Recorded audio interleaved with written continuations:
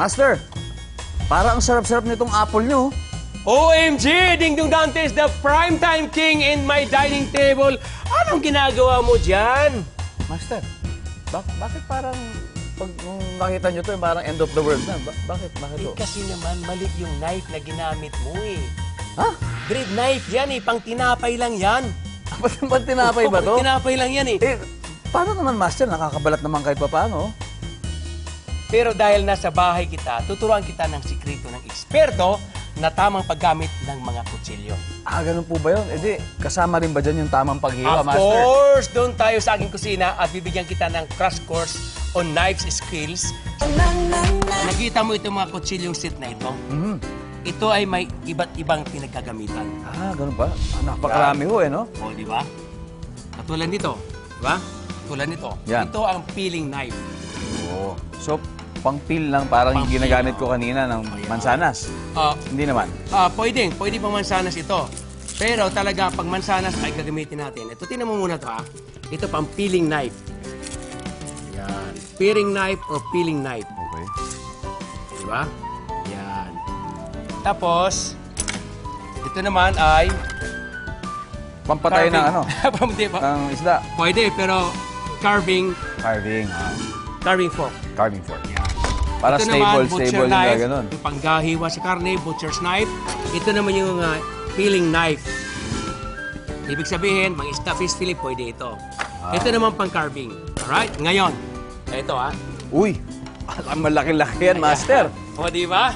Wow. Ito yung roast turkey. Lagay ko lang dito para makita mo kung gaano kasarap itong ginawa ko. Okay, Master. Yan. Ito. Itong purpose niya, no? Ayun naman pala. Wah! Ayan.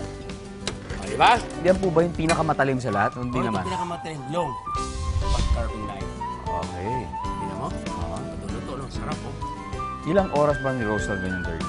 Ito mga 2 hours. 2 hours. Yes.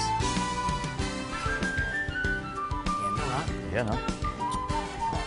Di ba? Pwede yan. Ito yung pang-carving knife. Oh. Tapos, Parang napakadali lang talagang putulin. napakadali Kung yan ang lang, di ba? gamit mo. Na mayroon kang fork. Yes! O yan. Ngayon, ito naman, Dong. Ito naman yung hiwa ng... Ito naman yung chef knife. So, chef knife. Yan ba yung mabilis, Master? Oo, cubes lang yan, cubes. Cubes. Ang tawag nito is chef knife. Chef knife. Okay. Ito naman, ang tawag naman ito, ang cut na ito yung tinatawag natin na clever knife.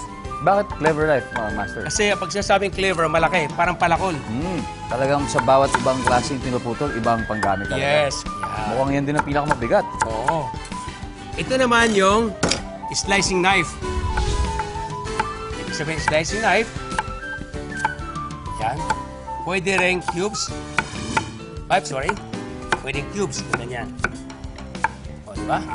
May technique din ba talaga, Master, pati sa paghihiwa? Kasi meron. parang minsan ang lapit na sa daliri nyo, pero hindi pa na Mayroon. napuputol. Mayroon siyang technique. Yung parang gano'n. Parang gano'n lang. Oh, wow, ha? Ha? Galing, ha? Ayan, kita mo na. So, ito pa. Isa pa. O, di ba? Halimbawa, sa amin, isang kutsilyo lang yung sa bahay namin. Di ba? Paano yun?